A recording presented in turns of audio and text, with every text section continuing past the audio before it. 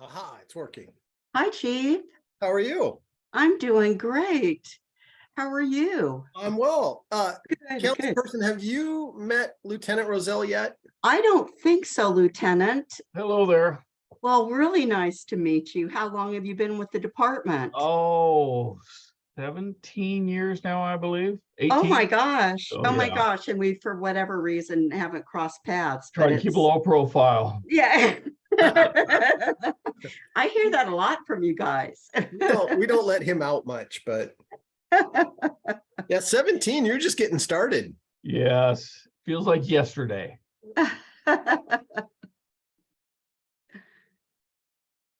Well, And, I know Jennifer Chamberlain is joining us by phone.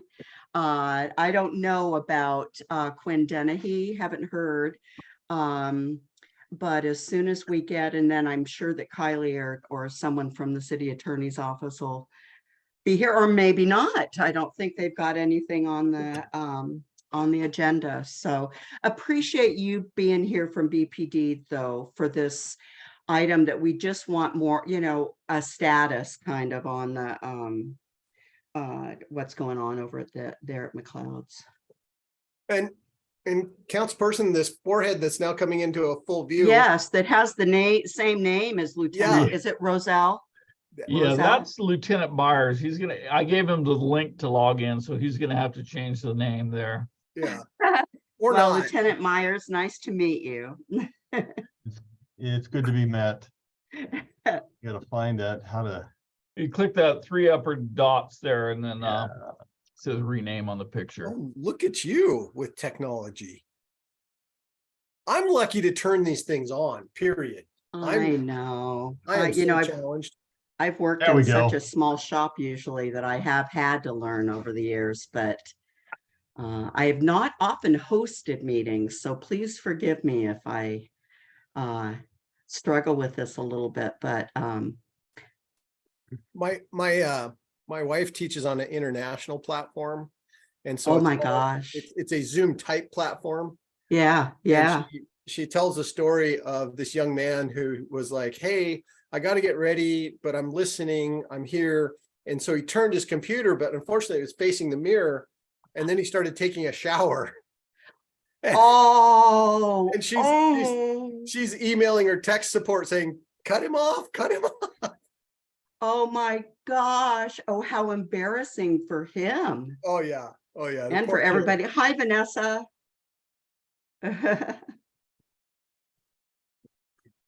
Hello, I was muted. Okay, I'm just waiting to see if Jennifer texted me a while ago and said she was joining by phone. Okay. She will appear, I believe, still on the Zoom platform. We just won't be able to see her, I believe. So I don't see her yet. I don't want to start the meeting until we have at least 2 council people here. Makes sense. Otherwise, it's selfish because then it's just me. Yeah. So just to let you know, I've got to leave right at 5 for an event today. So whatever I miss, I'll look at the recording and take notes from Well, there. and no worries, Vanessa.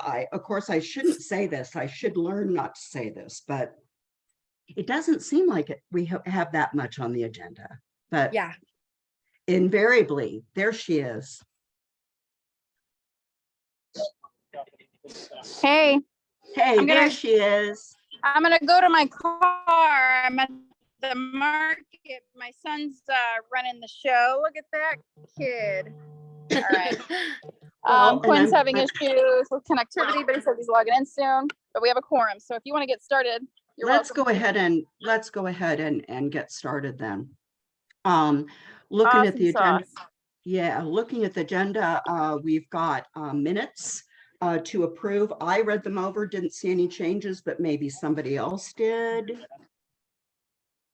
I No make a motion changes? to approve the minute. I'll second that motion. All in favor? Aye, aye, aye, aye, aye. Aye. Not that I could see. Yeah, Go yeah. cookie in that bag. I mean, sign in that bag. Okay. Okay. All attended. And then I'm really glad you're able to be here for this, Jennifer, because as you can see, Jennifer is at the farmer's market. This is how she earns a living. and would very much appreciate being able to be on this committee and still make a living. And so I checked with Kylie, found out that the way to do this was during a committee meeting where we've got representation here and we can talk about it. And so I think, Jennifer, were you, I'm not remembering, but was Tuesday or any other day? What was the, what were the parameters? Just no Thursday afternoon? Oh, and of course I can't. Jennifer, can you? We can't hear you. Yeah. There we go. Oh, let me look here. Can you hear me now? Yes. Okay. Yeah, I'd like to make a motion to, what week is it right now? Is it the second week of the month right now? Yes. Let me look. First week. Well, it's the first week because we're the first Thursday. I make a motion that we change our public safety meeting to the first Tuesday of the month. Same time. Okay. And I'll second that. I'd like to find out about any conflicts or you know, what's your availability, committee? Representation from Hold the on. various. What was that?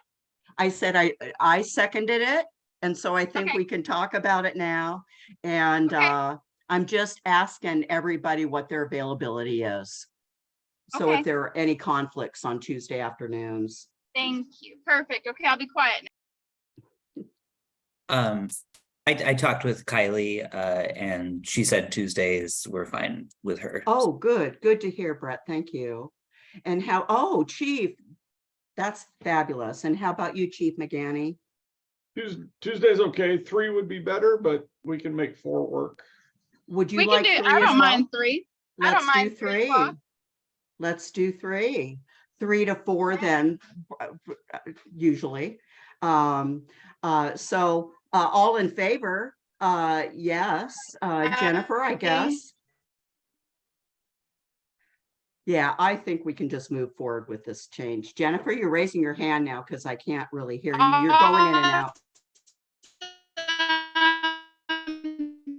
Thank you. You're- for I heard, thank you. doing You've got to hear this recording though later, Jennifer, that. Oh, I because appreciate it. I've never heard your voice. It was like, Okay, I'm sorry. I've got yeah. 1 to 2 bars here at Evergreen, Yeah. but I think if I move, you can hear me now?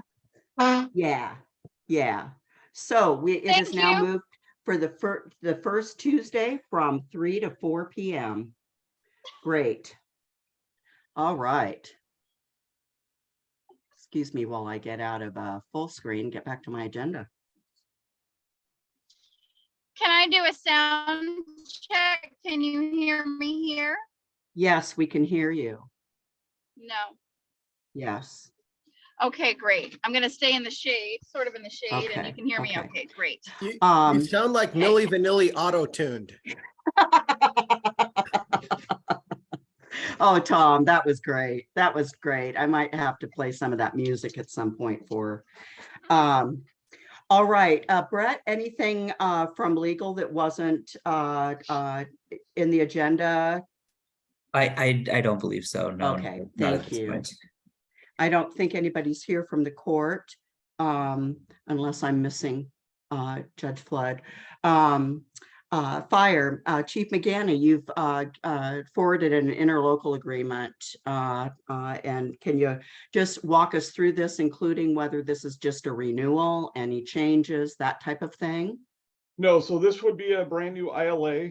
And this is with Kitsap County, and this would allow our paramedics to work on the SWAT team as SWAT medics.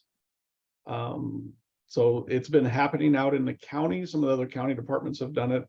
So this ILA is a big change because our guys are not going to be carrying guns. Right, right. So it was a big change. So this is just kind of information so you guys know that's coming forward. Probably won't hit council till August.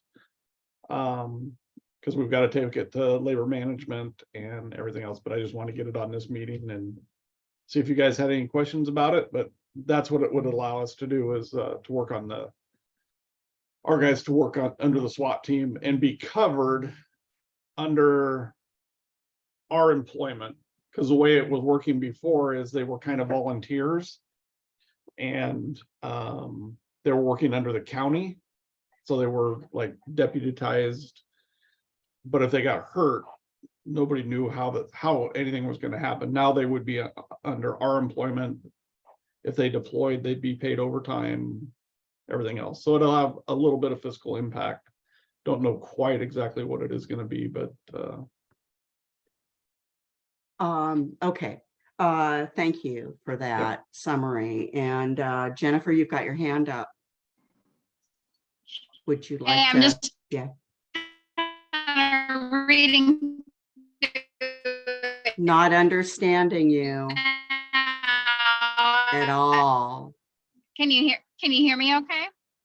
Now we can, but what you just said, we couldn't. It was too garbled. Okay.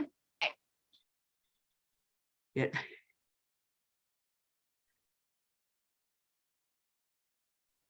Yeah, it seems like the So, screen, I just there you moved go. 2 Okay. inches. Okay. Okay. So the idea is that you'll be covered. Oh, forget it. No questions.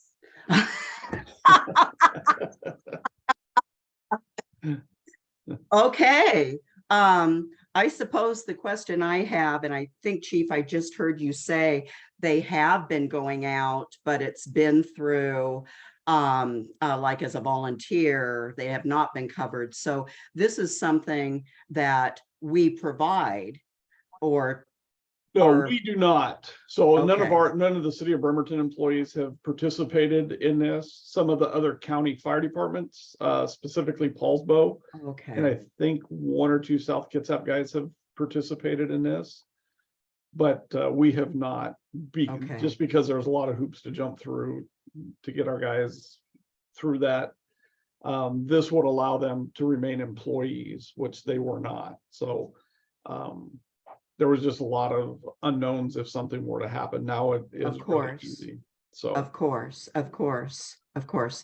Would the question ever be raised as I was watching the SWAT vehicle, the county SWAT vehicle in the Kingston 4th of July parade?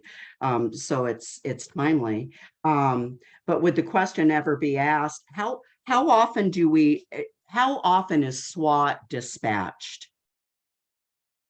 Do you know, or maybe Chief? it's not a lot, but Chief or Yeah, it's actually less and less anymore, what they can deploy for. But when they do deploy, having medics embedded with the team or right there on scene is priceless. That's going to save lives. And I think the crossover, the more we can get these cats and dogs, also known as firemen and policemen, working together, the better everything gets. We support each other in everything we do. This is huge. And then some of the things that we've learned too is we assume certain things that the other group does, but don't really know. And then when we can embed ourselves and work with each other, we start learning a lot more. And the efficiencies and the I hate to use this word, but I have to use it.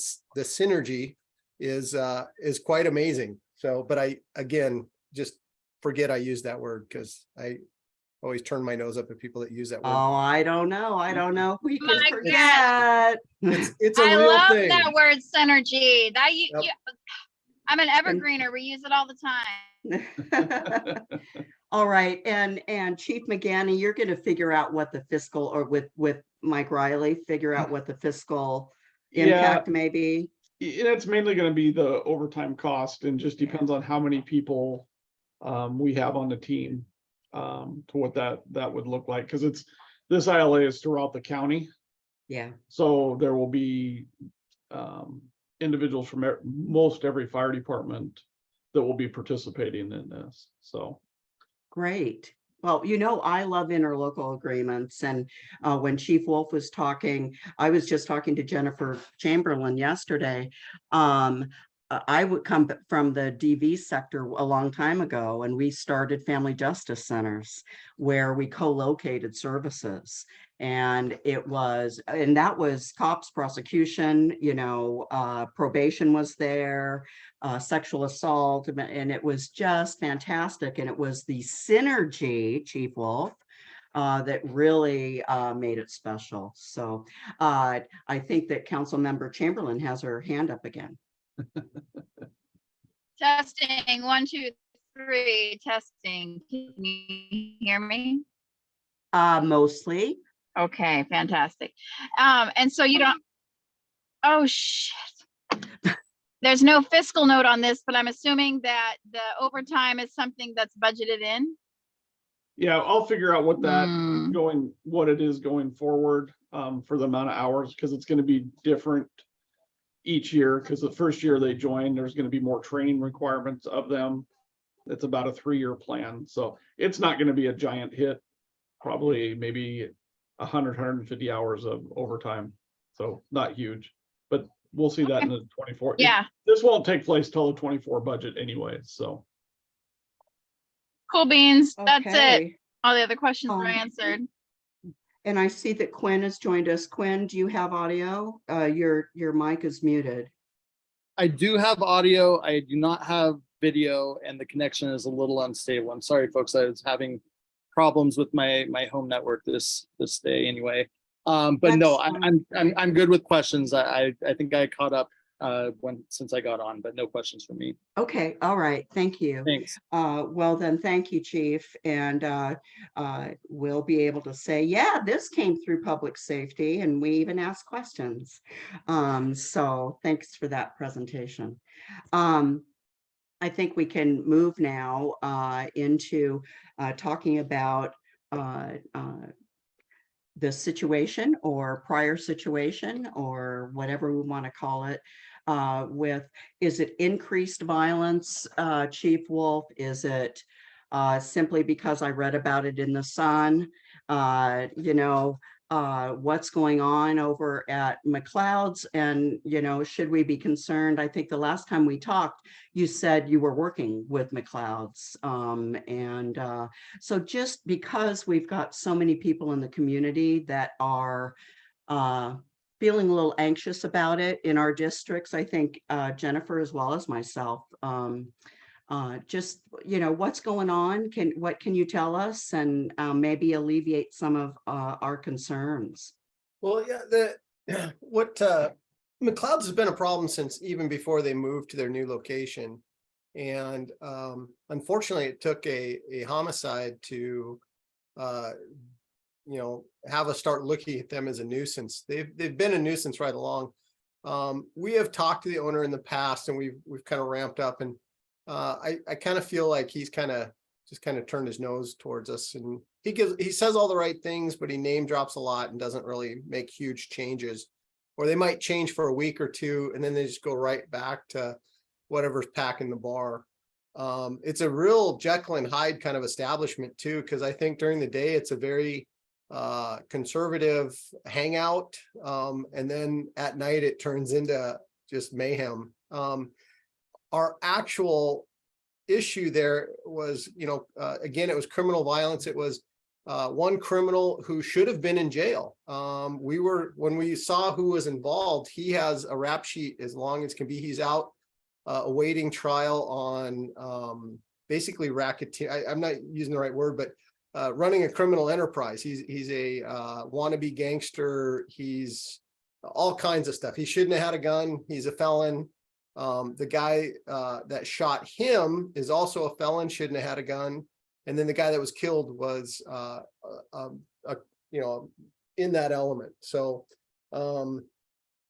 it was, criminals being criminals. And the violence that week in particular, we had the 4 armed robberies, 2 in the city, 2 in the county. That crew went down into Pierce County and into King County, and we've caught most of them, I believe, already. So, I mean, yeah, violence has gone up because lawlessness has gone up. It's just kind of a byproduct of what happened a couple of years ago with our legislature. Again, you know, they had intentions, they had theories, but they didn't talk to the practitioners, and it's really backfired. And we have the mess that we have. As far as McLeod's goes, there are things that they could do and that they probably need to be doing. So what we've done is we sent them a letter talking about the nuisance ordinance, that they need to sit down and start talking to us. And they need to have meaningful security. They need to have probably better lighting. We talked to them about better security, and they need to call 911 when things happen instead of let it go on, instead of and trying to not call us. Liquor control, they used to be kind of a tool that we could use, but they are also very hamstrung as to what they can do anymore. So it's just kind of all the way around. So hopefully we can enter into meaningful discussions with them, and you know, they realize that, hey, this is serious. And you know, as far as Brett will have a better feel for legally what we can do, you know, just how, you know, I think when it comes to actually enforcing a nuisance ordinance on a business like that, I think everybody's a little bit nervous that, yeah, that could fail horribly. But you know, if we get some changes that are positive and it keeps violence from happening, then that's great. But I mean, like even Councilperson Chamberlain is aware that that place is a problem. You know, she sent us that email, let us know that, hey, yeah, I even am aware that this is a problem. So we need to make some changes there. So that's kind of where we're at right now with that. Kind of citywide, but also statewide. We are seeing a real resurgence of a lot of violence, a lot of robberies, more robberies than I've seen in forever. There's, you know, the auto thefts that lead to burglaries, that lead to other things, are just off the charts. So, Wow. it's a rough time right now. Well, I'm sorry to hear that. Councilmember Chamberlain, you've got your hand up. Can you hear me okay? Yep. Okay, I'm gonna leave my video off while I talk. Maybe that'll help. And so my understanding is this is pretty unprecedented to do a nuisance violation against a business. Is that correct, Mr. Jetty? So, sorry. This particular, the chronic nuisance is a provision that the city rarely uses to begin with.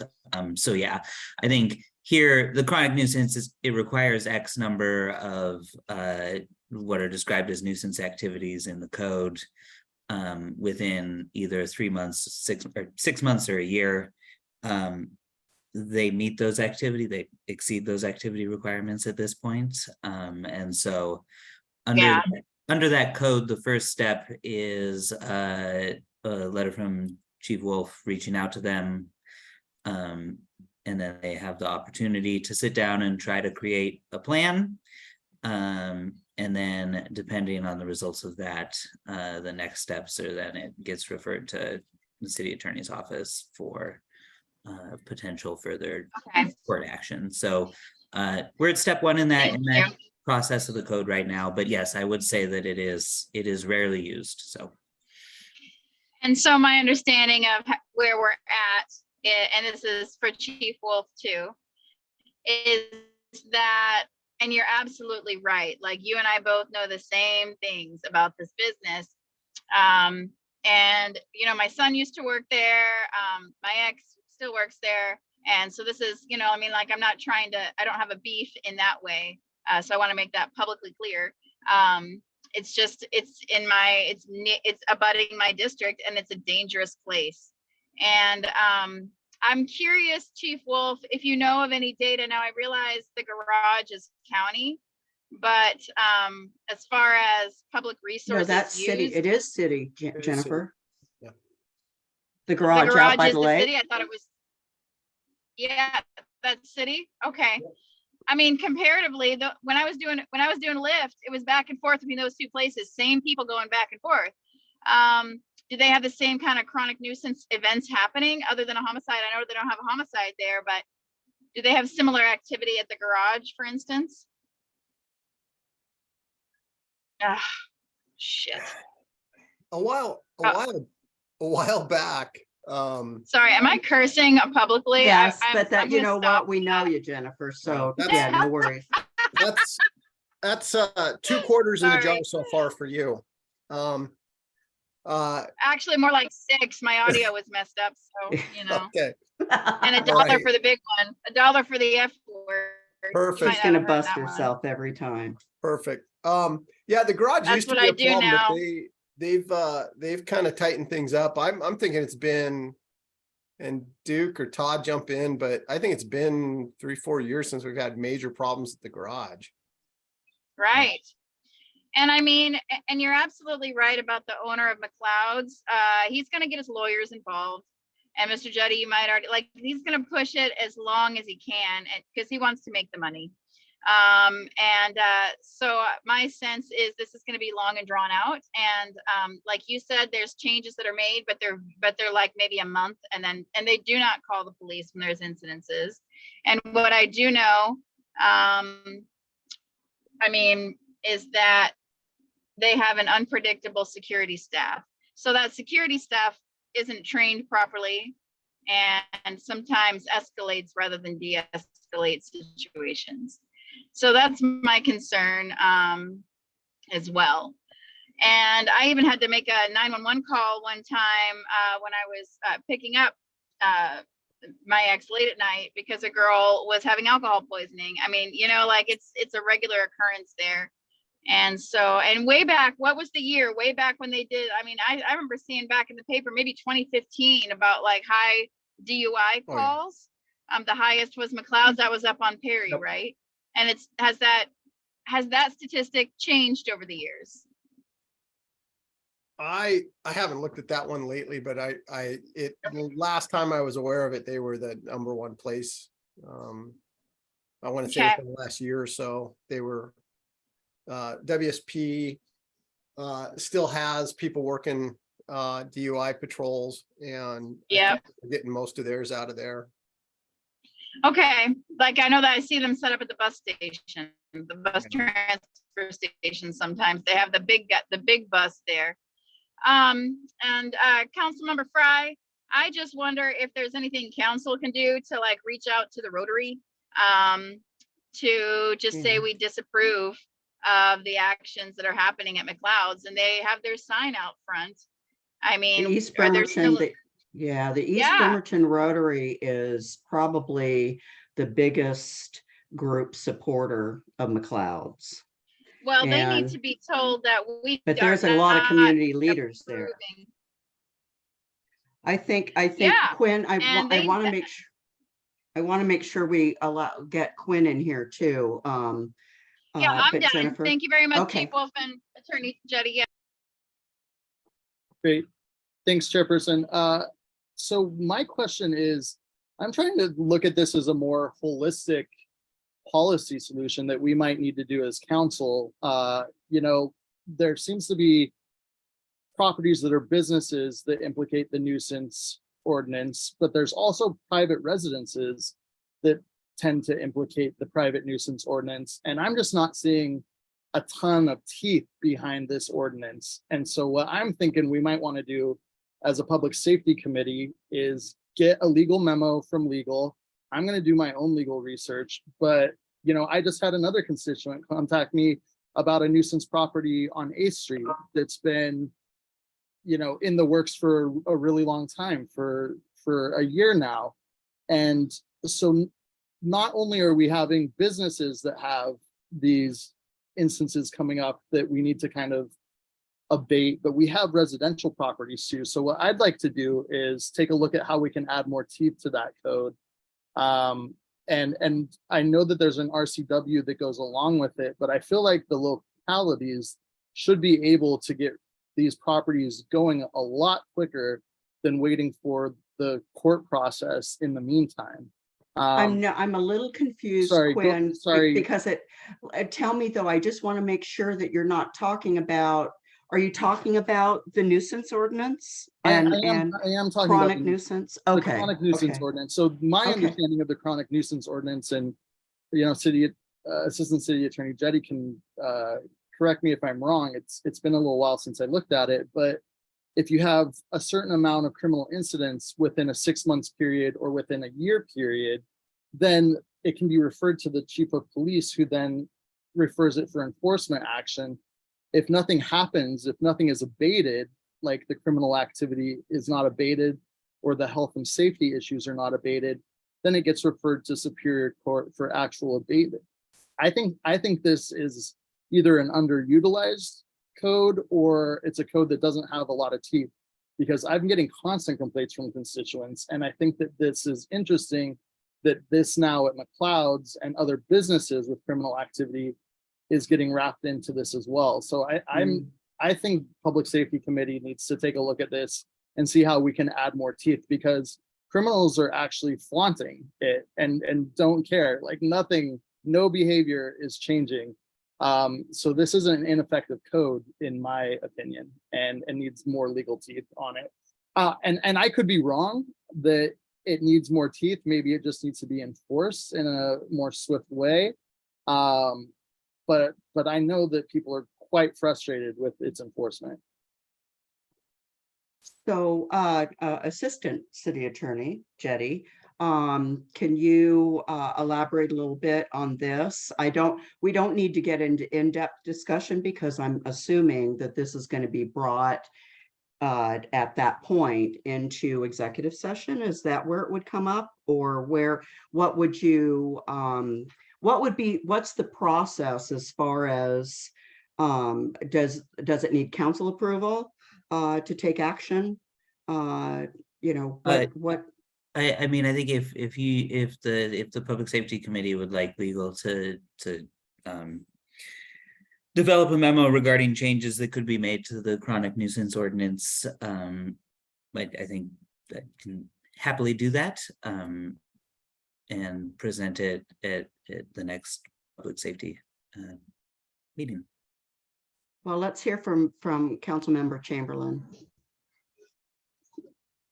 I think I would agree with this as long as we're talking about violent crimes. I would not, I think that's my biggest thing.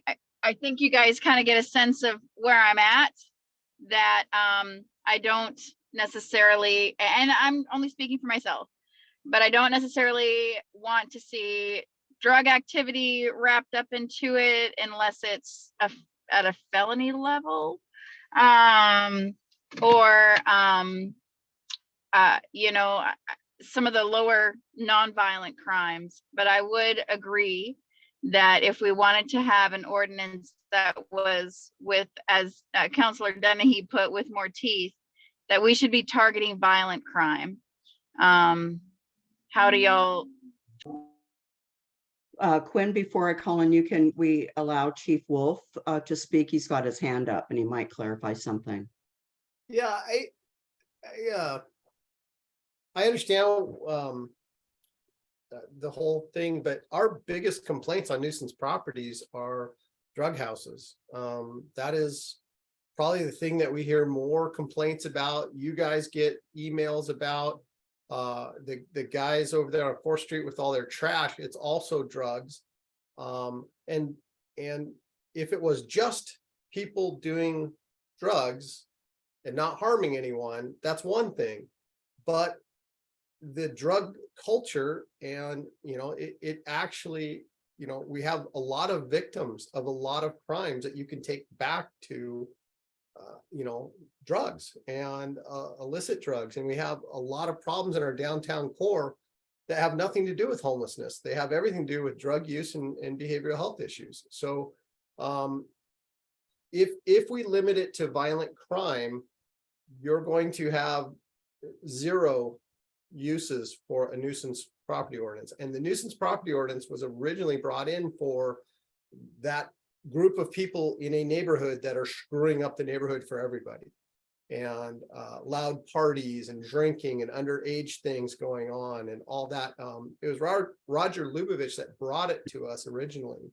And we also, the code enforcement looked at it from different points of view also, like if you had a bunch of junk vehicles on your property and you're lowering the rest of your neighbor's property values and all that. So knowing some of the history of where it comes from and what it's used for, I think is very important as you guys decide what you want it to do. I don't have a dog in the fight. We will enforce what you give us to enforce, or we won't enforce what you give us to enforce.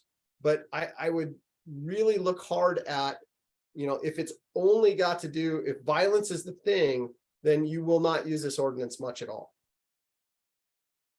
Okay, Quinn?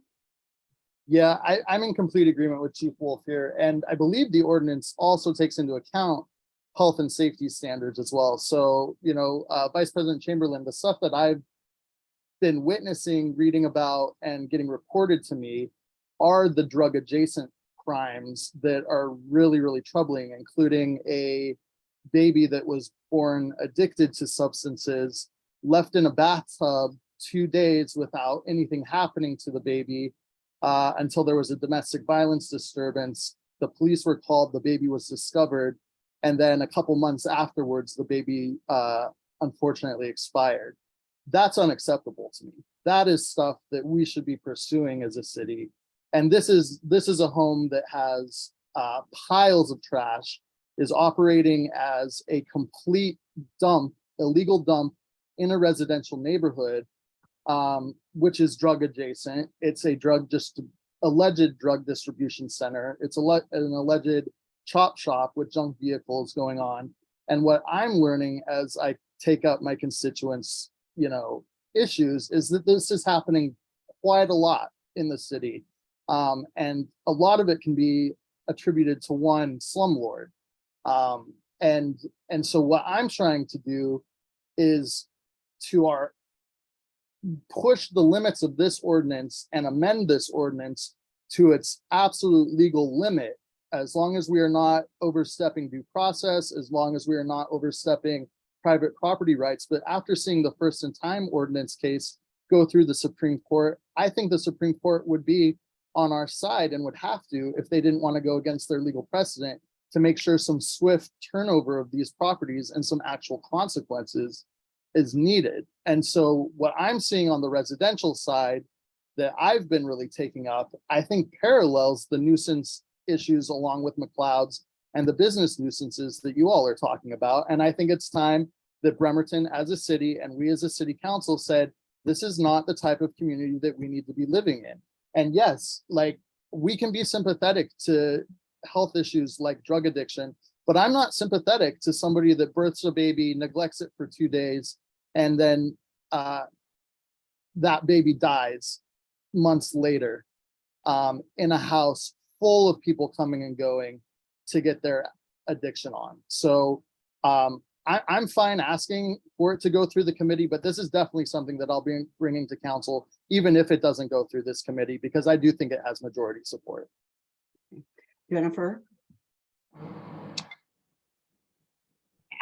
Okay, so, and I'm gonna be respectful because, and I hear, you know, Councilor Dennehy say a lot about majority support, but what I think is important too is consensus. And so what I heard you say is that there was domestic violence. What I also heard you say is that there was violence against a child. And so, you know, I get how sometimes those things are harder to enforce, where sometimes there are loopholes where you can, you know, get somebody on a lower crime and then you can bring them in and get them that way. Like, I get that about the legal system. So I'd love to talk about this in more depth and reach consensus rather than going to, let's have majority support, because that doesn't feel good to me. And it feels better to talk and have more discourse about this so that we can reach an agreement of, you know, an agreement of minds and different perspectives. But I don't want to beleaguer this issue any further, because I don't even know if we're germane at this point, talking about private properties, because this was on the agenda was specifically about McLeod's, or was it about the nuisance ordinance? It is about McLeod's, but as always in committee, if something's connected, you know, it can, and I am intrigued with Quinn's points being made, especially because we know we have a number of nuisance properties around the city that we need to address. How's this? How about, oh, Quinn, you've got your hand up.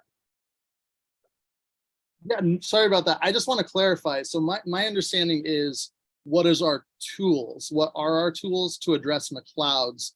I'm just trying to say, I think a bolstered nuisance ordinance seems to be something that could be a tool based on what Chief Wolf is saying, based on possibly what Assistant City Attorney Jetty discovers in a memo that we could ask him to address for us. So, you know, I'm happy to do some legal research around it and present as well. I know that legal is swamped, but this is a tool that I see to address what is on there. And the issues around residential properties, I'm saying, is just a parallel from the community that also needs to be addressed. I think this is the right tool to address it. I can see that, and we've certainly heard from the community that they want us to start using some tools. So Chief Wolf? Just, I a long time ago, we did a lot of work with Roger on when we brought this forward, and they made this into a act for the city of Bremerton. There is case law that backs up what we can and can't do, and we don't really have to reinvent the wheel. I think we can go out and look at what's working and what's not. Brett, I'm sure you've got colleagues out there you can reach out to, and they can just say, yeah, in the city of Puyallup, this is what's working, this isn't. But there's already a lot of who's winning at this and who's losing at this, and what ordinance is going to work for you and what isn't. I think it's, back in the day, we had quite a clear view of what we could and couldn't do. We just haven't put it to test in a long time. We get a lot of pushback on like Salvation Army. Why hasn't that been declared as a public nuisance? Things like that. But I'll leave you guys with this thought, and it's something that I've been thinking about lately, is a gentleman the other day pointed out, he said, if you have compassion without accountability, do you really have compassion? And what that looks like is it's leaving people with behavioral health issues on the street to flounder. It's leaving people with drug addiction on the street to flounder and die. We have used more doses of Narcan this last year than we've used in the whole time we've had it. People are dying out here, and it's all under the guise of compassion. And I'm telling you, it's cruel what we're doing to people in the name of compassion. And I think if we add an accountability to get people help, it's not to put them in prison, it's to get them the help they need. And I think everybody would agree with that. So I think that's kind of the direction we need to think about and to go. And then we need councils like yourself to get loud and start going at the state legislature, to start going at the governor and saying, hey, you dumped these problems on us. What are you doing as a state to basically help? You dumped the mental health problem on us, and now you've dumped the drug problem on us. And, we're not prepared to deal with either of those. And hey, state of Washington, what are you doing? Hey, next governor of Washington, what is your plan for public safety? So I think council, this is where you guys could really shine and really step out and lead the charge statewide. And I think other councils that are just as frustrated like everyone else in the state would get right in lockstep with you, and we could see some really cool change. So that's what I got for you. Thank you, Chief. Jennifer? Just last comments on this. I'm totally open to continuing the discussion and super appreciative of, it's because I know that this is more than just about trash piling up at people's houses. And so I want to acknowledge that this is a group of people that care about others, and just want to make sure that that I honor that, and also just let y'all know that I want to continue having the conversation. So thank you for bringing it up, Quinn, and thank you, Chief Wolf, for your heart and your expertise in the field. And what's happening. We all know what's happening. People are dying out there. Thank you. That's it. Thank you. I do have a question. I noticed on the agenda that military personnel were mentioned. And I'm wondering if I wasn't aware that they were military personnel, or is that just a term that we're using, you know, are we saying that a lot of the problems there, they're military personnel, or can you answer that for me?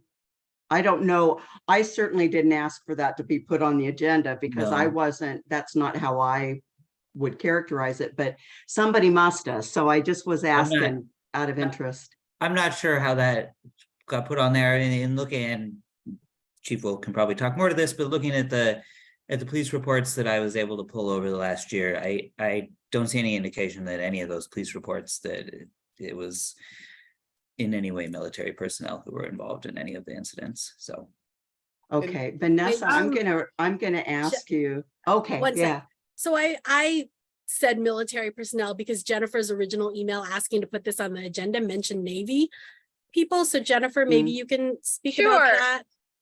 Well, I know that I had inquired as to the Navy. Sometimes they can ban their folks from coming to an establishment, and they'll make that stand. But my understanding is they're not taking a stand because it wasn't directly involving military personnel. Now, I do know, am I wrong, Chief Wolf, that one of the weapon incidences did involve military personnel?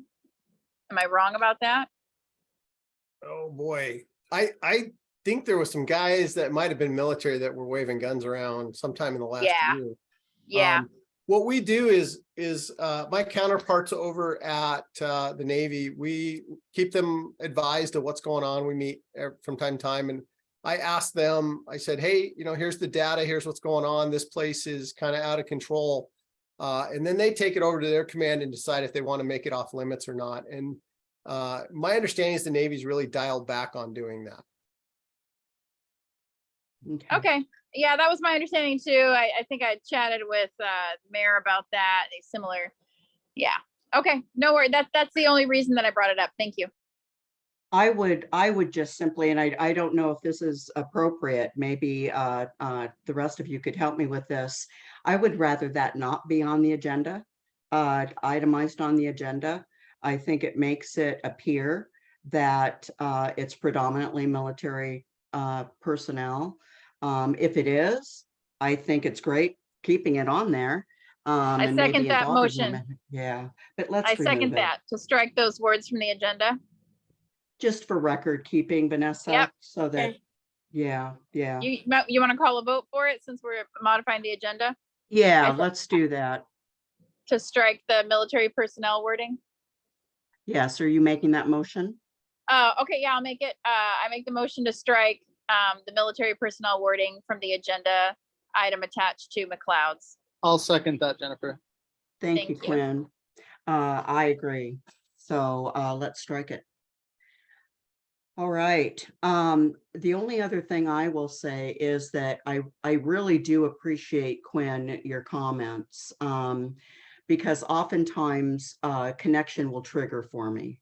And I am getting more of a understanding of the level of nuisance that some of these properties are, and the destruction to lives that that type of environment is causing. And so I would be interested, and I'm wondering, you know, where the same kind of conversation is already going on council with encampments.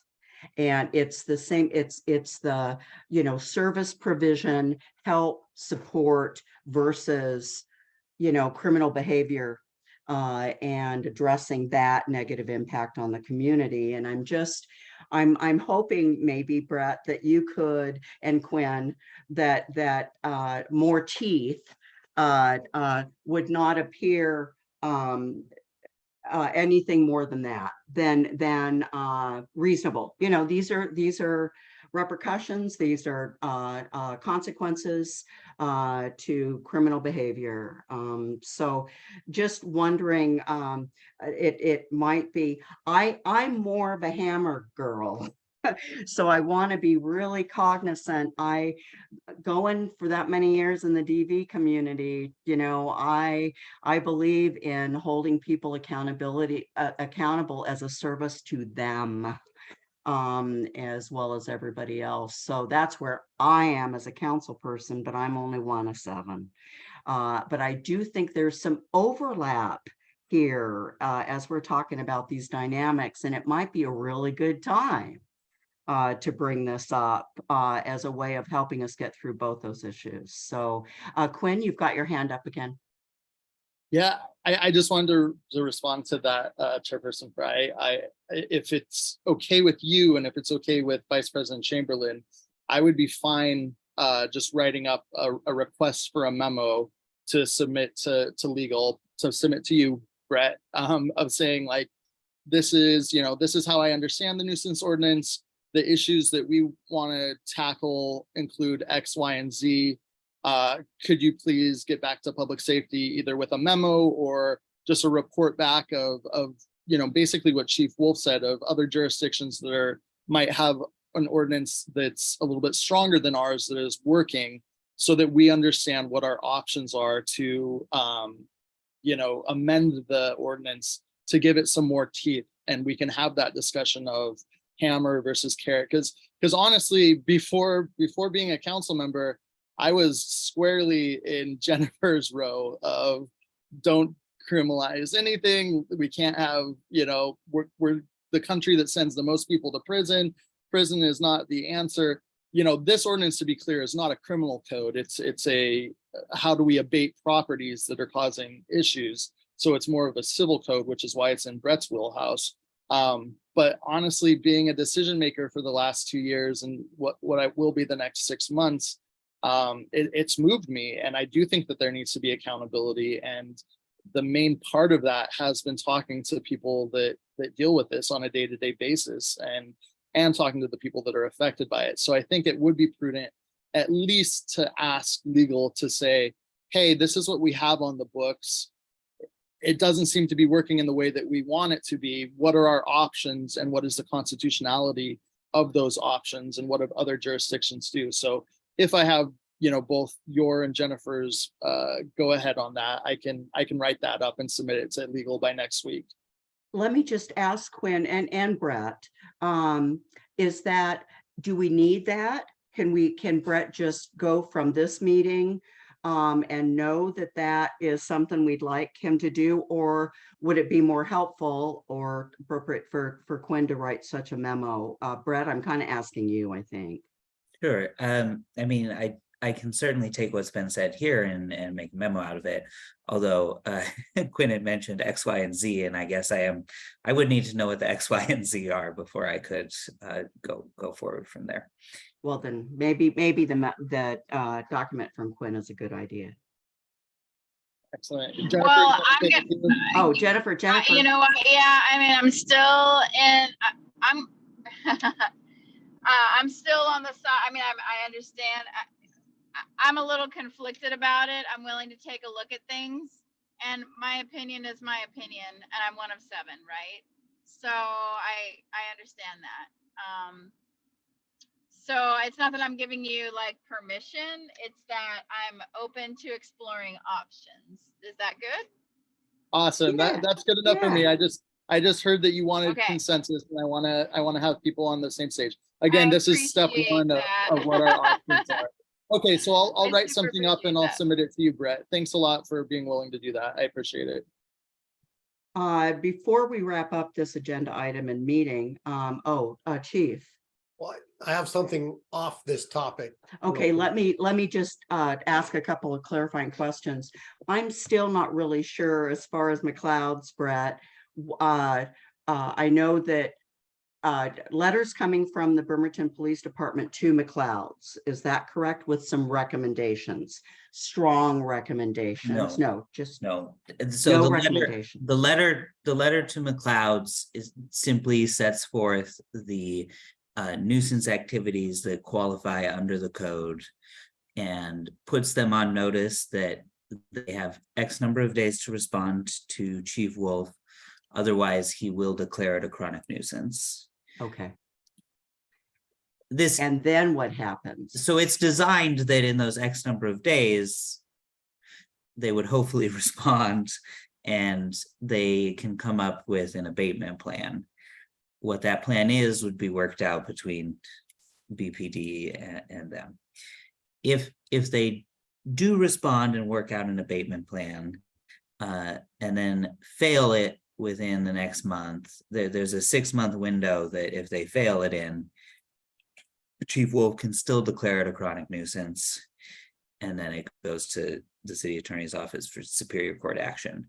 Okay, If they fail to respond, it would also come to the city attorney's office for superior court action. okay, okay. And when would that's just a normal process, that won't come to council? That will, Okay. well, the eventual superior court action may come to council. Okay, okay, okay. I'm just wondering, in a report that I make, certainly minutes will be available, but I want to make sure the council's aware of all this in the process. So as long as the minutes, I think, reflect the process as outlined by Brett, I think we'll be fine. And then the only other question that I have is, have we ever sent a letter like this to McLeod's before? Not that I am aware of, but Chief would have more. I've had, when I was a captain, I had some very animated conversations with the owner, Andy. And I wasn't, I guess when I was younger, I wasn't as, how should we say, politically correct as I am these days. So I basically told him he was full of a certain substance that comes out the back end of horses and he needs to knock it off. Quarter jar. Yeah, no, I didn't say it. Doesn't count. He described it. I described it. Look in the bylaws, doesn't count.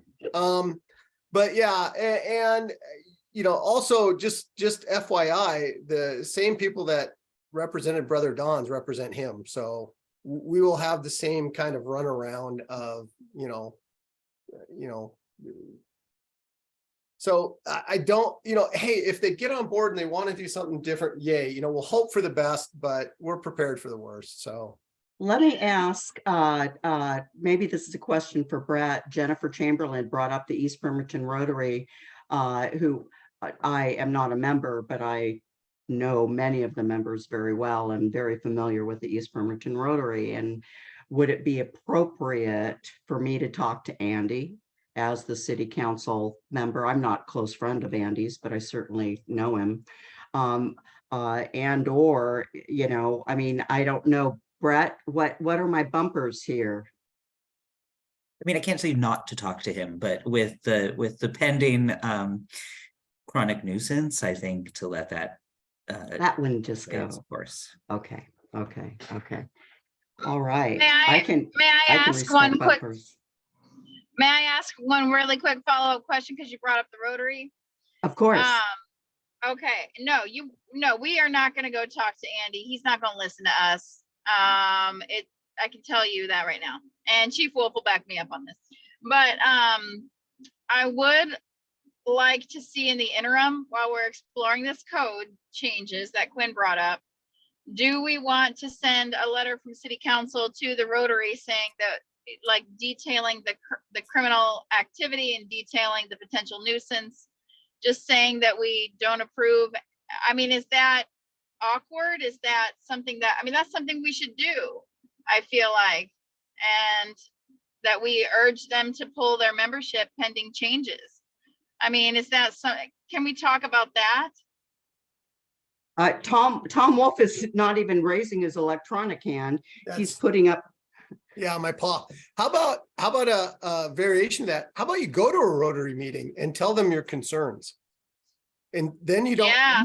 then you don't have the letter and you're not bound, you can have an actual discussion and dialogue and because Start building a relationship. and in speaking with that Rotary Club, they're very law and order oriented. They would be absolutely in agreement with you, I think. And, you know, maybe you could help them, you know, put a little pressure in the right direction on that. That might be, you know. Okay.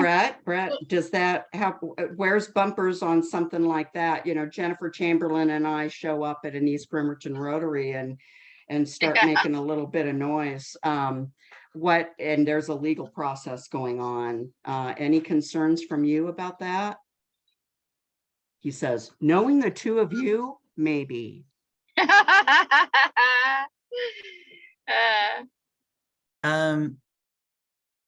I guess if I could think on that and not maybe have the discussion not in a public forum. Yeah. Think on it. Steve Trainer of Help Desk Cavalry is the outgoing president. David from the chamber, Emmons, is the incoming. So either of those people I could talk to personally and just share, you know, our concerns. I just feel, you know, that's not really the council as a whole. I represent a district. Jennifer represents a district, and I know that it butts up against McLeod's, but it's not like we'd be doing that with council approval. And so I guess if we said that, like this is not on behalf of the council, but you know, our representation of our constituents. Normally I feel very comfortable talking to people about problems, but I'm just sensing there's a legal action here going on. I'd hate to get a phone call, Denise, you blew it, you know, with what you said to so-and-so at the Rotary Club meeting. And I might do something like that. So I need to know from our city attorney's office. That doesn't mean Jennifer's not going to go ahead and show up, but y'all know I don't keep my mouth shut. I know how to try to follow the rules. And, I have huge concerns. And Mills Absolutely. Crossing, I can stand in the parking lot at Mills Crossing and see McLeod's. And I mean, you know, and I'm so sorry to interrupt you, but like if we're gonna bring any kind of like comparison, MLK and Marvin Williams, right? And Yeah. we know that that's a concern, and with equity.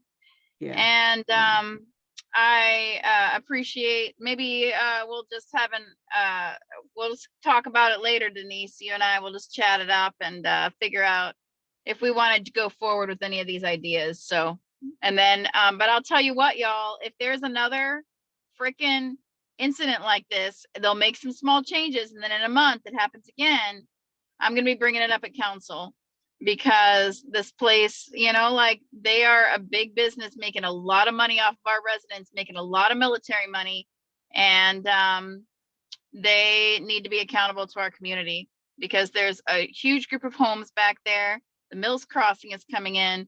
We need to protect those folks. And if the owner's just being, you know, just out there for the money, that's not community oriented, and that's not the kind of business that I want to support politically or personally.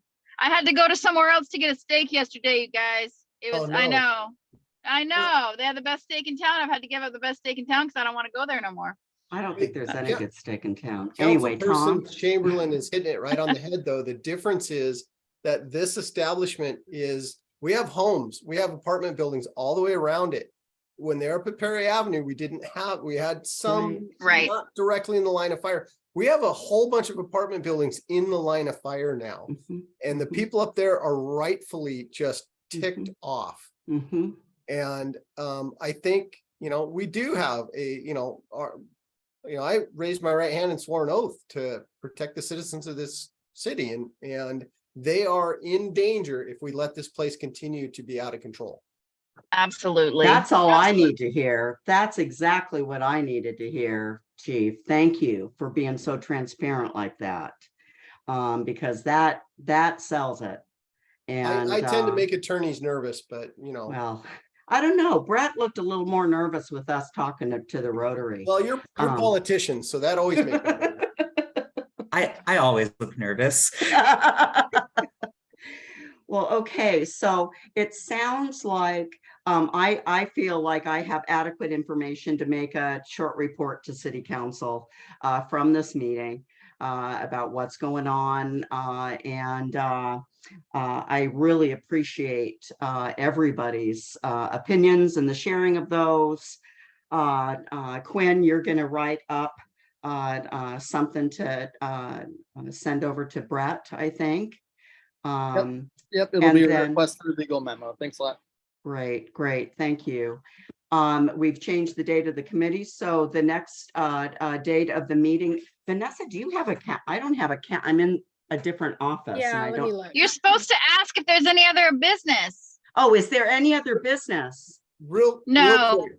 Chief Wolf? Yeah, sorry to drag a meeting longer and everybody else can go, but Pat, he probably wants to stay for this. So our last council meeting that we were at, it got intense at the study session and there was a lot going on there and, good job hanging in there, you guys.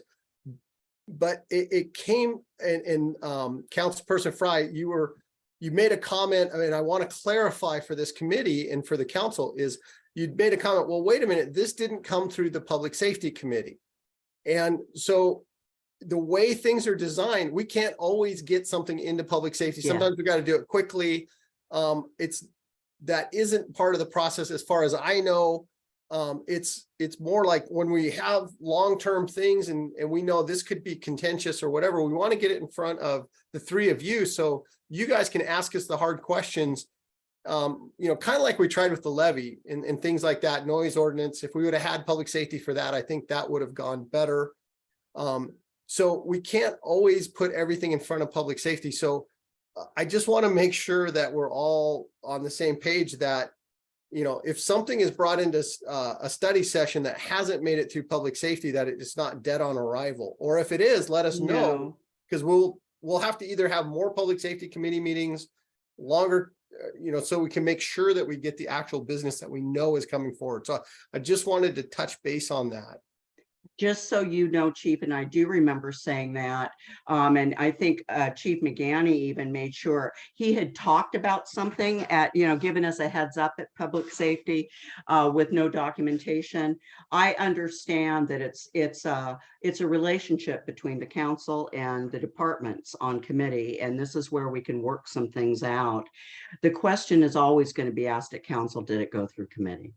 It's always going to be asked because I'm going to be asking it. I depend on committees to flush things out if necessary. And if they didn't get a chance to flush them out, then I know we're going to have to do more flushing in the study session. But I think I'm not the only one that asks, has it gone through finance? Has it gone through, we want to know because those are our committees. Those are the committees we depend on for information. So it's not an expectation, I don't think, at least not on my part. It's just a point that's shared in a city council study session or a meeting. Did it come through public safety? Right. So just to clarify, I understand the point you made. Jennifer? I do have new business and maybe we can put it on next month's agenda. But Chief McGanny, you don't have a fireworks update for us today. So I know we're going to be asked about it by our council president, but next meeting, can we get like a fireworks update, as far as 911 calls, incidences, and that's for you too, Chief Wolf. Is that okay that we do that next month? I can give it to you now because I just sent it to the mayor. Okay, well, cool. Why don't you send it? Why don't you send it to us if you would? Do you have the numbers? If you send it to could you just cut and paste or something like that? And that way, just send it to Denise, or to all three of us, and then we'll have it for whatever. Yeah, then we'll have it. I appreciate that. Was it up, down, in the middle? Well, besides the fire across the street from my house, but we didn't call you, put it out with a hose. Well, our number of responses was the exact same as last year, which was 41 for the day, which if you look at our average is about 27 or 28 calls a day. But our fires were up. We had 10 fires, but we also had 3 significant events in the area. One of them being a request from Mason County for their 200-acre wildfire that was going. South Kitsap had a structure fire that we were part of. And then they also had a 3-alarm brush fire going off of Sunny Slope. There were 3 times during the 4th of July that we had 0 response units in the city. Wow. So luckily nothing happened, but yeah, Oh, it you was- mentioned the it was- fires. I was aware of the one at Mason. The fires that you were involved with, were those fireworks related? I'm gonna Why are you publicly say we laughing, don't, they're under investigation. But the odds would be pretty good. John and myself were here in the city. My wife was not happy. It was my anniversary that day, but it got so crazy. I ended up coming back into work. I've never seen fireworks downtown as bad as they were. I literally was taking pictures of them right out, exploding right outside the window of the fire station. It was crazy. Okay, okay. So, Thank you for that. but Thank you for that. our new brush rig got a lot of work that day. You know, chiefs, when you're able, and I notice that sometimes it's as you're winding down, like ending your statement, you become very transparent about how you feel about it. Like Chief McGann, you just said, I'd never seen it that bad. Somebody else might say, I'd never seen it's that great, right? I depend on that. You are the experts. You are our fire chief, our police chief. I want it. And Brett, yes, you're, city attorney's office, same. I know you're a lawyer and you don't like to do that kind of stuff, but I depend on you guys.